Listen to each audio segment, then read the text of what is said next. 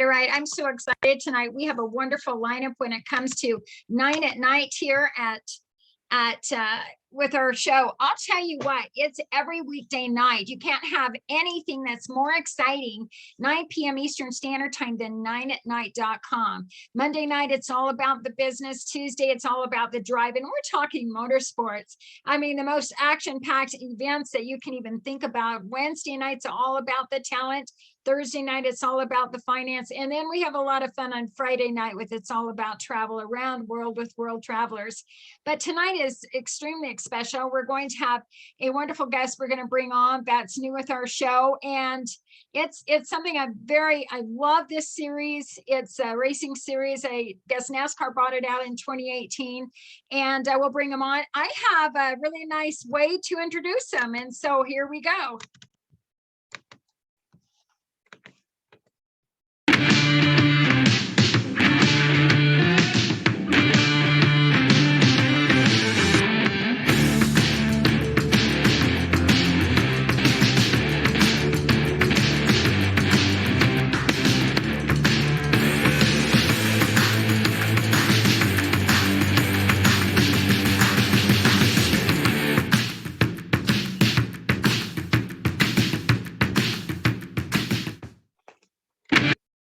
Okay, so we have Chris Wright. Let me let you know a little bit about him. It's absolutely fabulous with his background. But I'll tell you, he started racing in 1980 with his family, his father, and he drove until 2005. He got in the NASCAR Cup racing in May of 1995, and his first job in Cup was with Lake Speed at the Melling Motorsports. He went on to work for Robert Yates Racing and Everham Motorsports with drivers Dale Jarrett, Ricky Rudd, and the late Kenny Irwin, and Bill Elliott. And he started crew chiefing in 2005 with various drivers until coming to work here at the NASCAR in 2013. And that's so exciting. He won the Rookie of the Year with driver Timmy Hill and crew chief with Reagan Smith, Bobby Hamilton. These are great drivers. Kelly Byers, now you know why they've done so well, right? You know, the crew chief. So Timmy Hill, Blake Coach, and Kevin LePage, DJ Kennington, Noel Dowler, and Chris Cook. And since coming to NASCAR, he started as a series director with the K&N Pro Series East. And in 2017, he took over as the East and West Series director, which is now known as ARCA Menard Series East and West. And so he still holds that position today. And I just want to say a big welcome. And thank you for being here, Chris Wright. Thanks for having me. I really appreciate it. You bet. Now, there is a lot going on over there in Irwingdale with your schedules. And, you know, let's talk about, it's Tuesday and you have this race on weekends. So what do you do? You're there early. So what do you do in preparation for the big race on Saturday? So I think you should start a show on Saturday that says all about Irwindale. So There you go. There you go. So I'm actually, a group of us just came back from Pensacola, Florida for the Five Flag Speedway event, the East event this weekend, which Sammy Smith won over on the East deal. So I'm just kind of catching my breath from that. We had our fair share of travel troubles throughout the weekend, trying to get our personnel back home and actually to the racetrack. But so after catching my breath, just filled in questions and meetings throughout the course of the week, and still trying to button up everything for Irwindale tonight and get it out to the team so they're prepared on Friday. You know, NASCAR is so lucky to have you. What a background you have. I mean, from racing yourself and then a crew chief all those years with those incredible drivers. With that, I hope you don't mind a step back in time. You're just a gold mine of broadcast questionnaire here. And I'm just so impressed with you. So with that, was there anything that stood out as the greatest year in your crew chiefing or anything that stands out? I mean, you can never, first off, thanks for the compliments. I have been very fortunate to have a lot of people give me opportunities in this industry. And without those opportunities, none of those things likely would have happened, short of our family racing. And I mean, obviously to win with your dad and your mom and your sister, that's it's pretty hard to top that. I mean, really, it's there's a sentimental value there that's pretty tough to beat. But as far as over time, I've been again very thankful and very fortunate. I think probably the relationships that I've made over time has been something that I'll cherish forever. If my time in racing ends tomorrow, I have been fortunate to meet a lot of great people. That is absolutely fabulous. What a great, they're so lucky to have you. I can't say enough. Now, what I did is I brought some slides of some of the things going on here. We have, this is Irwingdale. This is coming up this weekend. Let's talk about the race a little bit, and then we'll talk about some of the drivers. Absolutely. So this weekend, Irwingdale Speedway is second race for the West Series. We kicked off at Phoenix 2 weeks ago. It was a combination race with ARCA Series and ARCA West, and had an extremely good field of cars there. I believe we ended up with 39 cars, and that was a very solid field of cars. And this weekend, it looks like we're going to be 18 or 19. And so I expect it to be a good event. Tim Huddleston and Cindy Levine and Paul and everyone at Irwingdale Speedway, they do a remarkable job. I would be shocked if we weren't a sold out crowd again. And again, that's credit to the staff there at Irwindale with their promotions and everything that they do to get out in front of the events. But going into this weekend, several of the drivers that competed with us in 2021, we went into Phoenix. There's 7 that were mathematically eligible to win the championship, and I believe 6 of those are back with us this weekend at Irwindale. So I expect us to pick right back up where we were 2021 in Phoenix a couple of weeks back. That is excellent. Well, and we also have a couple of drivers, well, about 5 of them that I was able to bring up. So do you mind capping? Now, they were close to winning the championship last year. So let's talk about them a little bit and what you feel they're going to do this year. Jake Drew, I think he had the heartbreak of the century, if not the lifetime last year. He and Jesse Love came down to the final lap at Phoenix. He was leading the points championship on the white flag lap, and unfortunately lost the championship by tiebreaker on the checkered flag lap. Jake had had some really good runs last year. A couple of races that he had in his wheelhouse, and unfortunate things happened. I expect a lot out of Jake Drew this year, and I expect him to be in the hunt for the championship. And his wins are coming soon. I would be reluctant to say that they weren't. Well, with having the kart racing, I mean, people really sell the beginnings in racing. For example, David Reagan was in the Bandoleros. So these are these little kid cars, but growing up with the Bandoleros and Legends, he's been an incredible racer with NASCAR because the car and the feel of the car is so much the same. So with him being a kart racing ace, you know, that's got a lot of it's just like Tony with the sprints. I mean, are you kidding? All of this extra training they do to start with, and then they're in the big series. So that's exciting to know. Let's talk about number 33. PJ Pedroselli, likewise with Jake. He had a very good year last year. I believe PJ, I'm going off of memory, so I believe PJ ended up 5th in the points. He won at Roseville last year. They're a family-owned team. And I again, likewise, that PJ set on the pole, or won the General Tire Pole Award at Irwindale, one of the races last year, if I'm not mistaken, in July. So I would expect him to again be a contender for race wins, if not the championship. And I don't know why my slides are sliding off of this. I apologize. I know I put them on correctly. So let's go on to Todd here. And your video came off for some reason. I don't know why. Yeah, I shut it off for just a second. Oh, okay. So Todd Souza, again, family-owned team.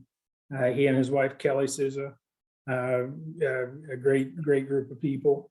They're led by Michael Munoz, who is their longtime crew chief. Todd is approaching his 100th start in the West Series. I believe by all rights, he should achieve that goal or not necessarily goal, but he should achieve that milestone at Kern County Raceway Park in Bakersfield, California, the event after Irwindale.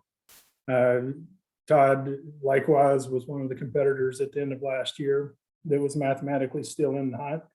He had a very good run at Phoenix here 2 weeks ago, and I would expect him to be a threat and a contender to win each and every week, as he has been in the history of his time running the West Series. That is absolutely excellent. And we have Trevor here. So Trevor Huddleston, obviously the name is synonymous with Irwingdale Speedway. His father, Tim Huddleston, is the track promoter. Tim, if I'm not mistaken, won the California or the Irwindale Championship. If not one time, at least, if not at least once, I believe he won it multiple times. And the apple didn't fall far from the tree. Trevor's a very good driver. I believe it was 2 years ago, Trevor won at Irwindale Speedway.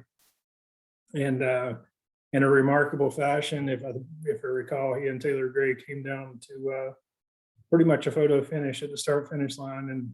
And it was a pretty neat deal. His dad actually announces at Irwindale. So for him to be able to call Trevor back to the line was in a pretty wild finish. So Trevor is going to be running part-time with us this year. He too was in the hunt last year for the championship. If memory serves him right, I believe he ended up fourth in the championship points last year, either fourth or sixth. And he's a good family. And Tim and Lisa and Trevor, they're good folks. So I enjoy working with them guys, and wish he was with us full time, but I also understand the demands that the racetrack brings on them. You know, it's just so amazing when I love it. I'm on the edge of my seat just waiting to see what's going to happen this year. So why don't you, and lastly, we have Cole Moore. We're just going to highlight a few this time, but yeah, tell us about Cole. So Cole Moore, he actually runs for Bill McAnally. He ran, his history was with a lot of super late models, if I recall. And he did some SRL racing, and he joined us last year full time. And Cole is going to be with us. I'm not sure his long-term plans for this season, but much like the others, I would expect him to be involved in many events to where he's a contender to be the winner of the race, and if he goes on to run the full season with us this year, be a contender again. He too had a good run at Phoenix Raceway, and I'd be remiss if I didn't go back to Jake Drew. He ran fifth at Phoenix. So the ones that you popped up there, they've had it's been fun to watch them. And it's been fun to be a part of seeing them mature with the series, with the exception of Todd. I think Todd and I are probably similar in age, and it's good to have veteran drivers such as Todd in the series to help out and give critical suggestions that or he has all the merit in the world to do so. You know, I just absolutely love it. What I want to do is I want to pull up the website with here real quick. Let me do that. And I know you have a busy slate, so I know that you got to get going, but I sure appreciate your time here. So I'm going to go ahead and pull this up. This is the ARCA site. Can you kind of take us through this? Absolutely. Look forward. Yeah. I can definitely do so. So if you will, do I have control of the screen here or just yourself? Yeah, I can do it. So basically any of the news, if you'll go to Race Center, if you'll go there, basically, if you go to Race Center, you can see any of the stories that are going on with, any of the ARCA Menards platforms, or ARCA Menards platform, I should say. There's an ARCA Menards series, the ARCA Menards series West and East. And then just beside it, any of the news updates will be right there. A lot of times you'll see the drivers or teams or tracks or facilities, any revamp, refurbish, or any capital improvements that are going on at racetracks. You'll see those storylines there. When we're coming into the Irwingdale event, and this weekend in particular, there'll be stories there about Irwindale or the upcoming racetrack. Generally,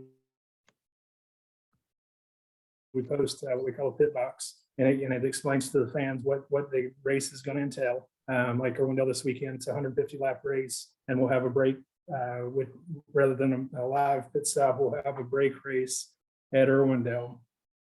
So I encourage people to, and race fans, the competitors, use it frequently. If you'll scroll all the way to the bottom of the screen, right here, just under ARCA, you'll see the competitor site. If you can click on that. So anyone that has any interest, or anyone that is going to be joining us, we direct them to this area of the site. So basically, anything that's competitor related, it is the most current information that we have available. And any of the documents, if you scroll all the way down, the rule book is there. And then any technical bulletins that would supersede the rule book would be there, and then entry blanks for each of the events to this point. And we update that as quickly as those are available. And I believe you were asking me before, as far as information about the series. If you can go back to the bottom of this page, I'll show you one more item that's pretty interesting. Back up just a bit on the competitor site there, a little bit more. Up here, okay.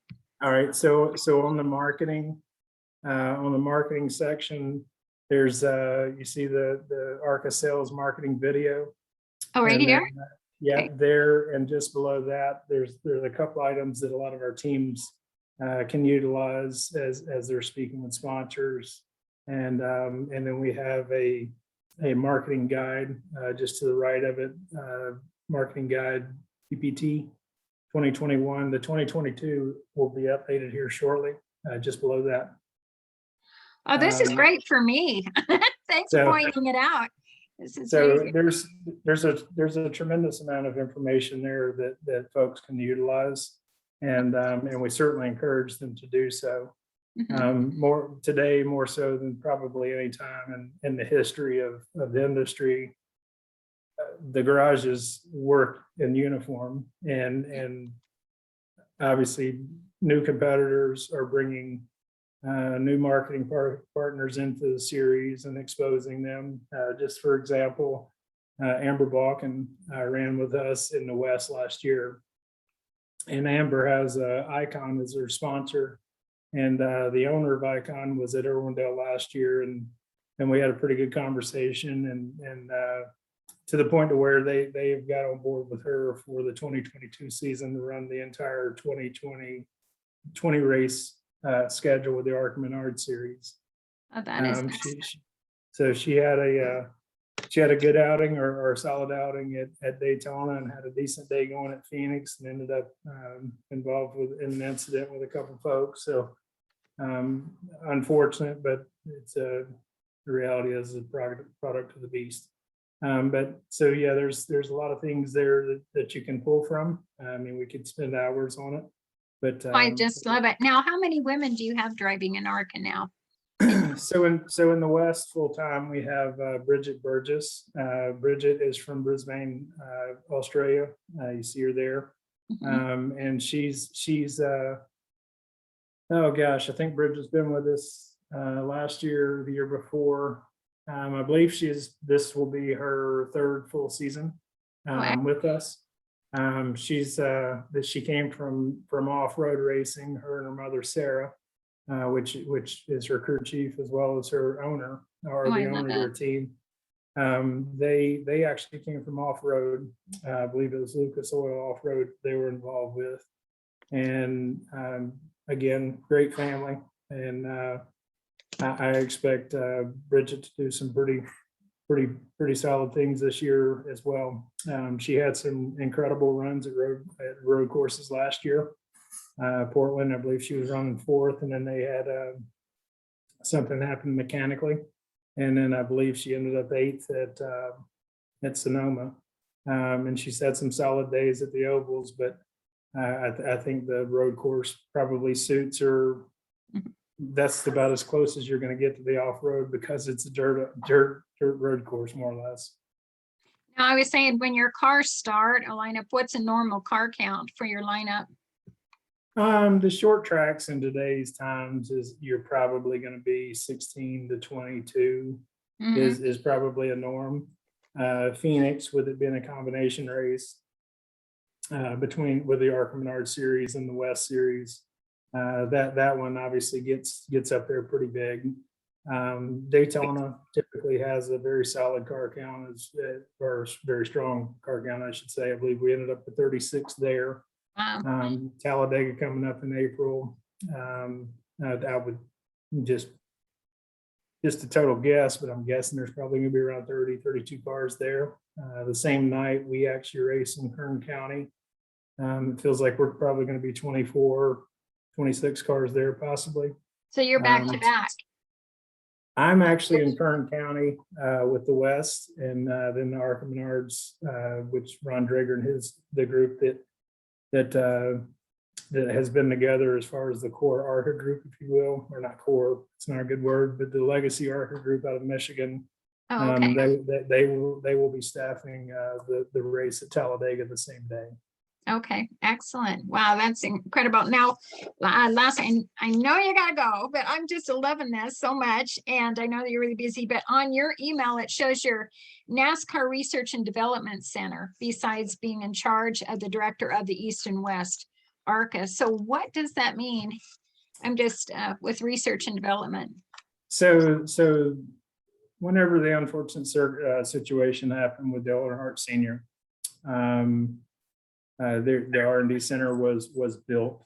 A lot of the testing for safety, it all starts at the R&D center. Then their Gen 6 car, or I'm sorry, Gen 7 car, next gen, as this often referred to.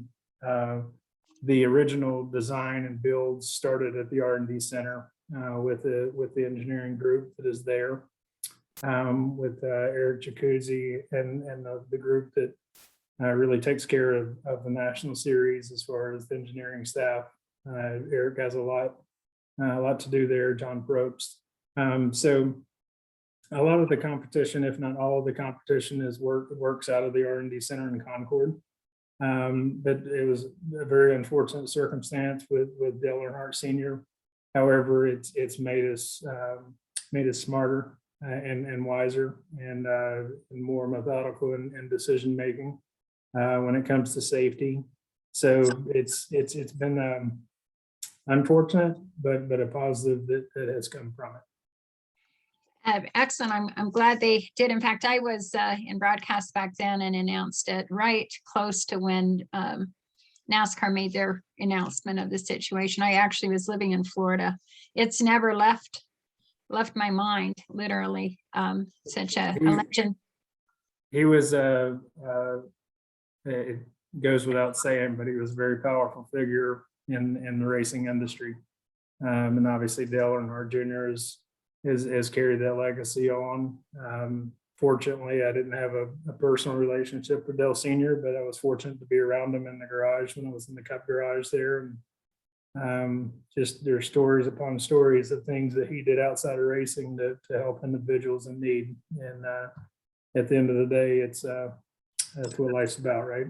So it is. And this is about what you're doing, is about giving back to to help the legends still, to make sure other drivers have safer situations.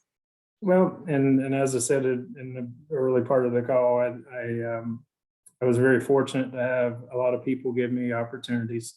and Robert Yates unfortunately has passed on. But Doug Yates and I are still speak on a pretty frequent basis, frequent as we can. He's a busy guy, and I have a busy schedule as well. Nothing to the degree that I'm sure he has. And Ray Evernham, I feel like I could call on him if I needed him, and they're just good people that have been cornerstones of this industry. Absolutely amazing. We are so glad you're with us out of your very busy schedule. Mike, thanks so much. And we're looking to have you back again. You have an incredible weekend. Hope everybody's safe and exciting, and somebody is definitely going to win that. Again, thanks for having me on, and appreciate your help and insight with getting the word out about the West Series, about the ARCA Menards platform and the East Series, and just fortunate and looking forward to going out to California on Thursday. Definitely. Okay. Thank you so much. We appreciate you. So Thank you. now what we have is an incredible night tonight. We have our wonderful gentleman. He's coming on any minute, but he's our car guy. We just heard from Chris Wright with the ARCA West and East series, and they have a big race in Irwingdale. But there is something that's so cool about having a lot of, I just want to talk for a minute. You know, passionate people making a positive difference when it comes to the racing world. There is nothing like all of the work it takes beforehand to even set it up. And then each driver has to go out and get their own sponsorship, get everything ready to go, so that they can get it paid for, and it's not out of their own pocket, and their cars are going to work. So with Chris, he was a crew chief for many NASCAR drivers. They've done really well, and now he's in charge of making sure racing is safer with the NASCAR research and development. Plus, with his background experience, I know it's going to be a much better ride. What I want to do is I want to go ahead and bring up our next guy. This is Steve Ford. He's known as the car guy. He's absolutely amazing, and he definitely makes a positive difference when it comes to getting out and talking about what's under the hood. We're gonna take a little differently today, and what that is that we're going to definitely make a difference when it comes to the history of motorsports, and how did it start? Okay, now what's interesting about Steve, he is the one that is the teacher. He's been a dean of a college. He's done so many things, and so we're excited to have him do that. And right before he gets on, we're just kind of waiting for him on here, but we're going to go ahead and just have a little commercial here. It's actually on a book that I